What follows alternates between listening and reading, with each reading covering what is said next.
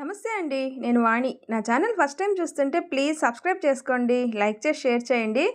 ఈరోజు మనం వసుంధర గారు రచించిన పరుగు అనే ఒక మంచి కథను విందాం. కావ్యకి ఇంజనీరింగ్ చదివి అమెరికా వెళ్ళాలి అని ఒక కోరిక. కానీ తండ్రి సూరిబాబు కావ్యని బీఎస్సీ చదవమన్నాడు. కావ్య నేను అమెరికాలో ఉన్న బావను పెళ్లి చేసుకుంటాను అనింది. కానీ తండ్రి వాడికిచ్చి పెళ్లి చేసి కావ్య గొంతు కోయలేను అని వేరే సంబంధం చూశాడు. తండ్రి మీద కోపంతో ఉన్న కావ్య అసలు తండ్రి మనసును అర్థం చేసుకుందా లేదా అనేదే వినండి. చదువు జ్ఞానానికి, విజ్ఞానానికి, సంస్కారానికి. మనకు దగ్గరలో ఇంజనీరింగ్ కాలేజీ లేదు, దూరానికి నిన్ను పంపను, కాబట్టి బీఎస్సీలో చేరు అన్నాడు సూరిబాబు కూతురుతో. ఆడపిల్లనని మీరు ఇలా అంటున్నారు, తమ్ముడితోనూ ఇదే మాట అనగలరా అంది కావ్య ఉక్రోషంగా. అప్పుడు కావ్య తమ్ముడు శ్యామ్ పక్కనే ఉన్నాడు. సూరిబాబు వెంటనే అతడితో, మళ్ళీ చెప్పక్కర్లేకుండా గుర్తుంచుకో, 2 ఏళ్ల తర్వాత నీతోనూ ఇదే మాట అన్నాడు అతడి వైపు చూస్తూ. శ్యామ్ చిరాగ్గా కావ్య వైపు చూశాడు. నా గురించి కూడా అప్పుడే కమిట్ చేయించాలా అన్నట్టుగా. కావ్యకి, శ్యామ్కి కంప్యూటర్ ఇంజనీరింగ్ చదివి తద్వారా అమెరికా వెళ్ళి స్థిరపడిన రాఘవ ఆదర్శం. రాఘవ సూరిబాబుకు స్వయాన అన్న కొడుకు.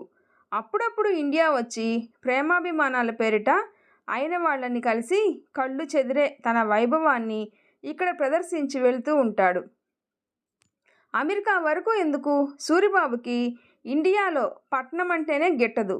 అగ్రికల్చర్ ఇంజనీరింగ్ చేశాక పట్నంలో వచ్చిన మంచి ఆఫర్స్ కాదు అని స్వగ్రామంలో రైతుగా స్థిరపడ్డాడాయన. పరిగెత్తి పాలు తాగేది పట్నం, నిలబడి నీళ్లు తాగేది పల్లె అనుకునే ఆయనకు విడిగా అయితే పాలు ఇష్టమే, నీళ్లు ఇష్టమే.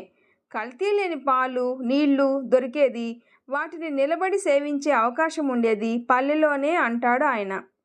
మనసుని, వయసుని పరుగులు తీయకుండా ఆపడమే పరిణితి, అదే మనిషి ప్రగతికి అని ఆయన నడక మాత్రం పరుగులా ఉంటుంది. అలసటని ఉత్సాహం కమ్మేస్తే పరుగైనా అది నడకే, అలసట ఉత్సాహాన్ని కుమ్మేస్తే కూర్చొని లక్షలార్జించినా అది పరుగే అనే ఆయనది వయసు పెరిగినా తగ్గని టీనేజ్ చురుకుదనం. ఆర్మీ ఆఫీసర్ క్రమశిక్షణలో దినచర్య తెల్లవారకుండా లేవడం, వడివడిగా కాలకృత్యాలు, 5 అంటే 5 నిమిషాలు దైవ ప్రార్థన, పేరుకి న్యాయం చేకూర్చేలా అల్పాహారం, చిన్న గ్లాసుడు చిక్కటి పాలు, దినపత్రిక పఠనం, పొలం ప్రయాణం. పనులు ఎక్కువగా ఉంటే పొలంలోనే మధ్యాహ్నం భోజనం, చీకటి పడే వేళకి ఇల్లు, పని తక్కువగా ఉంటే లంచ్ వేళకి ఇల్లు చేరడం. ఇక్కడున్నా రాలేక అక్కడున్నా మధ్యాహ్నం కాసేపు మడత మంచం మీద నడుం వాల్చి చెట్ల నీడలో పుస్తక పఠనం, ఆ తర్వాత చిన్న కునుకు, సాయంత్రం కాసేపు కుటుంబ సభ్యులతోనూ కాసేపు ఊరి పెద్దలతోనూ ముచ్చట్లు, రాత్రి భార్యాబిడ్డలతో కలిసి భోజనం, కొంచెం సేపు టీవీ. 10 కాకుండా పక్క ఎక్కే నియమం. 2 పిల్లలు ఆయనకు. కావ్య క్లాస్మేట్ కల్పనని ఆమె తండ్రి బలవంత పెట్టి మరీ దూర ప్రాంతాల ఇంజనీరింగ్ కాలేజీలో చేర్పిస్తే తన అభిష్టానికి వ్యతిరేకంగా ఊరికి పక్కనున్న పట్నంలో బీఎస్సీలో చేరింది కావ్య. కాలేజీ టైమింగ్స్కి అనుగుణంగా ఊరు నుంచి బస్సు ఉండడం అదృష్టమని తండ్రి అంటే అదే శాపము అని విసుక్కుంటూ గొణుక్కుంటూ 1 ఏడాది చదువు పూర్తి చేసింది. అప్పటికి కల్పన ఇంజనీరింగ్ కోర్సు కష్టమనిపించి డిస్కంటిన్యూ చేసి వెనుకకు వచ్చి కావ్య కాలేజీలోనే బీఎస్సీలో చేరింది. మనిద్దరం ఒకే టైపు, మనకి ఇంజనీరింగ్ సూట్ కాదు. మీ నాన్న నిన్ను బీఎస్సీలో చేర్పించి మంచి నిర్ణయం తీసుకున్నారు. మా నాన్న మూలాన నేను 1 ఏడాది నష్టపోయాను. ఇంజనీరింగే అక్కర్లేదు, డిగ్రీతో పాటే కంప్యూటర్ కోర్సులు చేసి అమెరికా కూడా వెళ్ళొచ్చు అందామె. కల్పన మాటల్లో నిజముంది అని అనిపించిన తండ్రి నిర్ణయాన్ని మెచ్చుకునేందుకు మాత్రం మనస్కరించిన కావ్య బీఎస్సీతో పాటే కంప్యూటర్ కోర్సులు చేసింది. కానీ సెకండ్ ఇయర్లో ఉండగానే సూరిబాబు ఆమెకు పెళ్లి సంబంధాలు చూడడం మొదలెట్టి మరోసారి ఆమె అమెరికా ఆశల మీద నీళ్లు చల్లాడు. నా కాళ్ళ మీదే నేను నిలబడ్డాకే పెళ్లి చేసుకుంటా అని తల్లి కామాక్షి దగ్గర ఎంతగానో మొరపెట్టుకుంది కావ్య. చేతనైతే నేను నీకు పెళ్లి చేసేలోగా నీ కాళ్ళ మీద నిలబడు అన్నాడు సూరిబాబు ఆమెతోనే నేరుగా. కావ్యకి పౌరుషం వచ్చి అలాగే చేయాలనుకుంది. ఈలోగా కావ్య క్లాస్మేట్ నందిత ఇట్టే ప్రేమలో పడి అట్టే మోసపోయింది. హాస్టల్లో ఆత్మహత్యకి పాల్పడితే సమయానికి కనిపెట్టిన రూమ్మేట్ కాపాడింది. విషయం తెలిసిన కావ్య, కథలు చదువుతున్నావు, సినిమాలు చూస్తున్నావు, అంతలా ఎలా నమ్మావే అతగాణ్ణి అని ఆశ్చర్యంగా అడిగింది. నీకైతే మీ ఇంట్లో బాధ్యతగా పెళ్లి సంబంధాలు చూస్తున్నారు. మా ఇంట్లో నన్ను ఇంకా చదివి కాళ్ళ మీద నిలబడి అప్పుడే పెళ్లి చేసుకోమంటున్నారు. దారి కనపడిన వాళ్ళకి వయసు పోరు మరింత ఎక్కువ. వాడు మోసగించాలని ప్రేమించాడు, నేను మోసపోవాలని ఆ ప్రేమను నమ్మాను. వయసుకి పెళ్ళి అవసరం, లేకుంటే మోసం నిజమైన ప్రేమ అబద్ధమవుతుంది అంది. వయసు పోరు అర్థమయ్యే వయసే కావ్యాది. అయినా తండ్రి నిర్ణయం మెచ్చేందుకు మనస్కరించలేదు. అలాగని పెళ్ళి వ్యతిరేకించను లేదు. అందుకని తల్లితో నేనేం పెళ్ళి వద్దు అనడం లేదు. బావకి నేనంటే ఇష్టం, నాకు బావ ఇష్టం, వేరే సంబంధాలు చూడడం ఎందుకు అని నా బాధ అంటూ అట్నుంచి నరుక్కొచ్చింది. ఆ బావ అమెరికాలో ఉంటున్నాడనే కావ్యకి ఇష్టం. ఆ ఇండియన్ అమ్మాయి సేఫ్ బ్రైడ్ అని బావకి ఆమంటే ఇష్టం. కానీ సూరిబాబు వాడు నాకు స్వయాన మేనల్లుడు, వాడి తల్లి స్వయాన చెల్లెలు. వాళ్ళేమిటో నాకు తెలిసినట్లు దానికి తెలియదు. వాళ్ళు బంధుత్వం పీల్చుకునేందుకో తప్ప కలుపుకునేందుకు పనికిరాదు. నేను కావ్య గొంతు కోయలేను అంటూ ఆ పెళ్లి సంబంధాన్ని కొట్టిపారేశాడు సూరిబాబు. కావ్యకి వేరే సంబంధాలు చూస్తున్నారని తెలిసి సూరిబాబు చెల్లెలు మణి 4 సార్లు ఇంటికొచ్చి ముక్కు చీదింది. బావ అమెరికా నుంచే కావ్యకి తండ్రిని ఎదిరించమని ఉత్తరాలు రాసి రెచ్చగొట్టాడు. కామాక్షి కూడా వాళ్ళ పక్షమే వహించింది. ఆ ఒత్తాసకి కావ్య నిజంగానే రెచ్చిపోయి పెళ్లి విషయంలో తండ్రిని కూడా ఎదిరిస్తాను అని తల్లి ద్వారా తండ్రికి సంకేతం ఇచ్చింది. సూరిబాబు చలించలేదు. నీ పెళ్ళి నీ ఇష్టం అనుకుంటే అది నువ్వే చేసుకొని నన్ను మర్చిపో. నీ పెళ్ళి నా ఇష్టము అనుకుంటే నువ్వు నన్ను మర్చినా నేను నిన్ను మర్చిపోకుండా కనిపెట్టుకొని ఉంటాను అని హెచ్చరించాడు. మాటల్లో బెదిరింపుకు భయపడిందో భరోసాకి లొంగిందో కావ్య మళ్ళీ బావ మాటెత్తలేదు. డిగ్రీ ఫైనల్ ఇయర్ పరీక్షలు రాసిన నెల్లాళ్ళకి కావ్య పెళ్ళి సోమేష్తో జరిగిపోయింది. సోమేష్ స్ఫురద్రూపి, పోస్ట్ గ్రాడ్యుయేటు, కానీ సూరిబాబులాగే పల్లెటూరు రైతు. ఆ పెళ్ళికి కావ్య మేనత్త బావ రాలేదు. ఆ తర్వాత 6 నెలలకే కావ్య బావ పెళ్లి జరిగింది. మణి బలవంతం మీద ఇక తప్పదు అన్నట్టు సూరిబాబు కావ్య కూడా సకుటుంబంగా ఆ పెళ్లికి వెళ్ళారు. పెళ్ళి అంగరంగ వైభవంగా జరిగింది. మణికి మాత్రం అన్న ఆయన కుటుంబ సభ్యుల దగ్గర వధువు గొప్పతనాన్ని అదే పనిగా పొగడ్డమే పెళ్లి వేడుకైంది. బావకి తనకంటే మంచి వధువు వచ్చిందని, తన భర్త బావ ముందు తీసికట్టుగా ఉన్నాడు అని కావ్య అనుకుంది. ఆ తర్వాత 2 ఏళ్లకి అత్తని భర్తని భరించలేను అంటూ ఆ వధువు బావకి విడాకులు ఇచ్చేసినా కావ్యకి తండ్రి నిర్ణయం పట్ల సదాభిప్రాయం కలగలేదు. బావకి నా మీద పిచ్చి ప్రేమ, నన్ను మర్చిపోలేక రోజు తలుచుకుంటుంటే అది వచ్చిన ఆమెకి నరకప్రాయమై ఉంటుంది. బావకి నాకు పెళ్ళైతే మంచి భార్యతో తను, అమెరికా జీవితంలో నేను హాయిగా ఉండేవాళ్ళం. నాన్న వల్ల 2 నిండు జీవితాలు నిలువున నాశనం అయ్యాయి అనుకునే కావ్యకి భర్త తనని పువ్వుల్లో పెట్టి చూసుకుంటున్నాడన్న స్ఫురణే ఉండేది కాదు. కావ్య లాంటి అసంతృప్తే శ్యామ్కి కూడా. చిన్నప్పటి నుంచి అతడి ఆరోగ్యం అంతంత మాత్రం. బయట తిండి పడదు, వాతావరణంలో చిన్న మార్పు వచ్చినా తట్టుకోలేడు.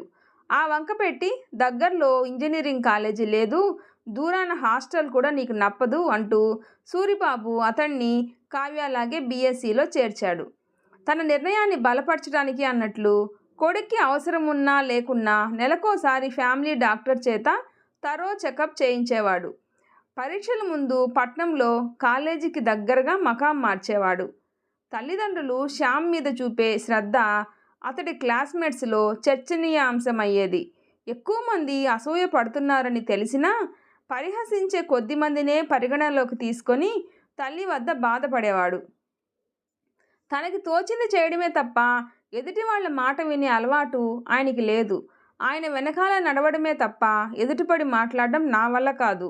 నీ అంతటి వాడివి నువ్వు అయినప్పుడు నీకు తోచినట్లు నువ్వు ఉందువు గాని అంతవరకు సర్దుకుపోక తప్పదు అని కామాక్షి అతన్ని సముదాయించేది. పరోక్షంగా అయిన తల్లి తండ్రినే సమర్థించిందని శ్యామ్ గ్రహించకపోలేదు. ఆమెకి భర్తంటే గౌరవమే తప్ప భయం లేదని అతడికి తెలుసు. ఆమె భర్తని నిర్భయంగా తప్పు పట్టిన సందర్భాలు ఇంట్లో పిల్లలకే కాదు, పనివాళ్ళకు కూడా స్వానుభవమే. అయినా నా అంతటి వాణ్ణి నేనై అమ్మకి స్వేచ్ఛనివ్వాలి అనుకున్నాడు శ్యామ్. అది అహాన్ని తృప్తిపరుచుకునేందుకు మాత్రమే. ఎందుకంటే డిగ్రీ ఫస్ట్ ఇయర్ సెలవుల్లో మిత్రులు ఊటీ ట్రిప్ ప్లాన్ చేస్తే వాళ్ళతో తనను పంపడానికి తండ్రిని ఒప్పించమని అతడు తల్లినే అడిగాడు. ఊటీలో శ్యామ్కు జ్వరం వచ్చింది. మనిషి డీలా పడి చాలా హడావుడి చేశాడు. మిత్రులకి కాళ్ళు చేతులు ఆడక సూరిబాబుకు ఫోన్ చేస్తే ఆయన ఫ్యామిలీ డాక్టర్ సమేతంగా ఊటీ వచ్చాడు. వాళ్ళని చూశాక శ్యామ్కి ధైర్యం వచ్చింది. ఒక్క రోజులో పరిస్థితి చక్కబడిపోయింది. ఈ మాత్రం దానికి తమని రప్పించాలా అంటూ సూరిబాబు శ్యామ్ మిత్రుల్ని మందలించాడు. అంకుల్, ఏమీ అనుకోనంటే ఒక్క మాట. తప్పు మీది. వాణ్ణి మీరు అన్నింటికీ మీ మీద ఆధారపడేలా తయారు చేశారు. ఇలాగైతే వాడిక ఎందుకు పనికి రాకుండా పోతాడు అన్నారు శ్యామ్ మిత్రులు. క్లాసులో శ్యామ్ మీ అందరికంటే ముందున్నాడు. వాడే ఎందుకు పనికిరాడంటే మీరు అంతేగా.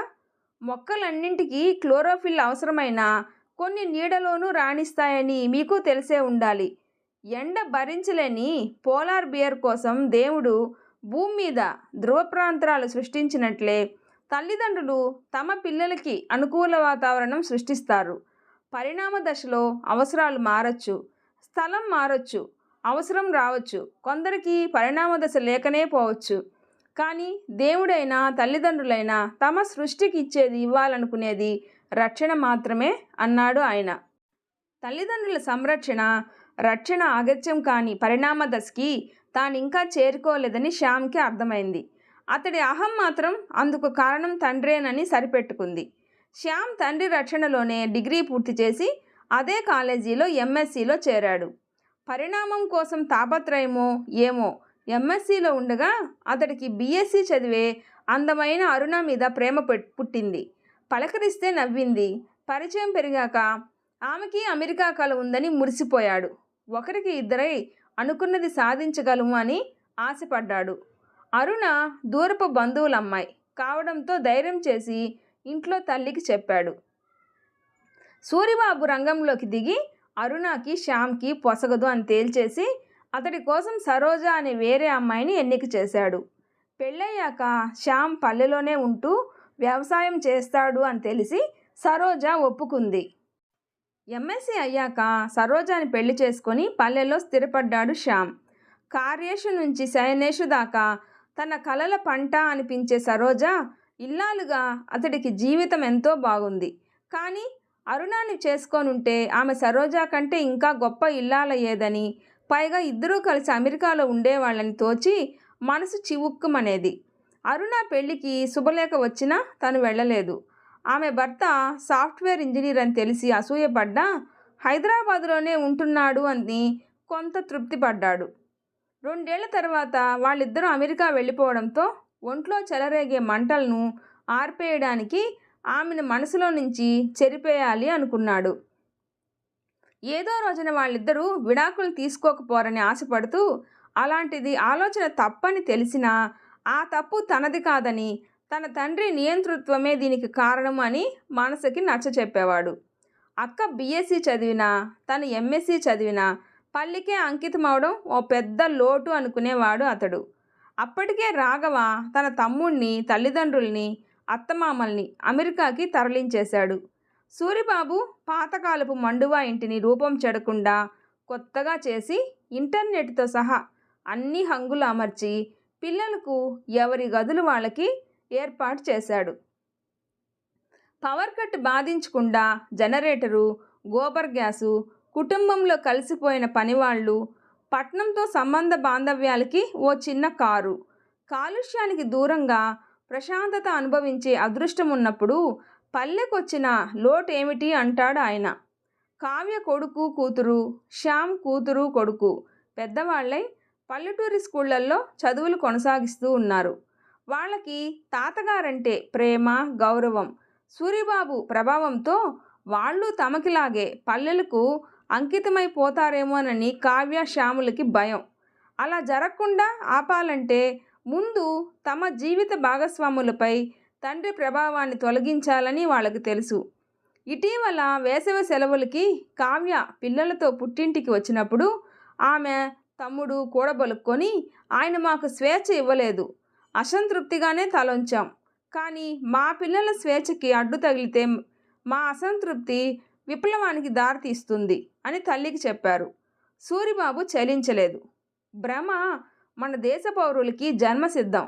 అలాంటి అసంతృప్తి విప్లవానికి దారితీయదు. సామాన్యుడి భ్రమని తమ భ్రమతో ముడిపెట్టడం వల్లనే మన దేశంలో ఉద్యమాలు సామాన్యుడిని ఆకర్షించడం లేదు. మన పిల్లలు సామాన్యులో మేధావులో, వాళ్ళ అసంతృప్తి మాత్రం భ్రమ అన్నాడాయన కామాక్షితో. వాళ్ళని కన్నాం, పెంచాం, పెద్ద చేశాం, మన బాధ్యత అయిపోయింది. వాళ్ళు కావాలి అంటే ఏమో కానీ వాళ్ళ పిల్లల విషయంలో వద్దు మొర్రో అంటుంటే కూడా మన జోక్యం అవసరమా? భర్తను అడిగింది కామాక్షి. జీవితం కలిసి జీవించడానికి, జీవితం అంటే పరుగు అనుకుంటున్నారు వాళ్ళు. ఆ పరుగు వాళ్ళని సుఖ సంతోషాలకి, అయిన వాళ్ళకి అందుకోలేనంత దూరంగా తీసుకొని పోతుంది. ఆ పరుగు గొప్పదన్న భ్రమలో వాళ్ళు ఇప్పటి సుఖ సంతోషాలని, తమకున్న రక్షణని ఏమాత్రం గుర్తించలేకుండా పోతున్నారు అన్నాడు సూరిబాబు. వాళ్ళు ప్రాజ్ఞులయ్యారు. వాళ్లకు కావాల్సింది వాళ్ళకు తెలీదా అంది కామాక్షి. సూరిబాబు నవ్వి, జబ్ వీ మెట్ సినిమా చూసావుగా, అందులో కరీనా కపూర్ ప్రియుడి కోసం పెద్దల్ని కాదని ఇల్లు వదిలి వెళ్ళింది. అయితే తప్పో ఒప్పో నేను చేసిన దానికి నాదే బాధ్యత, వేరొకరిని తప్పు పట్టడం నాకు నచ్చదు అన్న అపూర్వ వ్యక్తిత్వం ఆమెది. మన శ్యామ్, కావ్య అలా కాదు. తనకి వచ్చింది చేస్తే వచ్చే ఫలితానికి బాధ్యత వహించే ధైర్యం లేదు వాళ్ళకి. తమ రక్షణ కోసం నాకు నచ్చింది చేస్తూ ఆ తప్పు నాది అంటున్నారు. తమ అసమర్థతని నా నియంతృత్వంగా భావిస్తున్నారు. ఎన్నికలప్పుడు కులం, మతం, భాష, వారసత్వం వగేరాలకి పెద్ద పీట వేసి ఆ తర్వాత తమ నాయకుల స్వార్థాన్ని, అసమర్థతని తలుచుకొని కృంగిపోయే దేశ పౌరుల తరహా ఇది.